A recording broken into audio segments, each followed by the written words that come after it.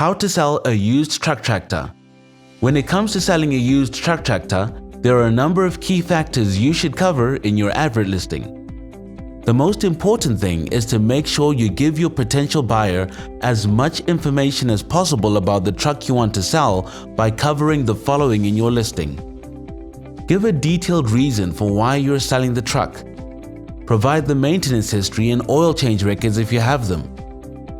Detail if the truck has had an accident history or suffered any previous damage, because buyers don't like surprises. Consider if any parts will need replacing and inform the buyer.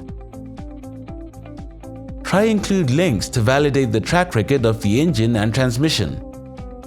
Highlight any rust and body damage, inside and out.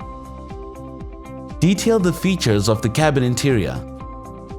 Make mention of things like the tires, axles, suspension, fenders, plates, pigtails, and cab guards.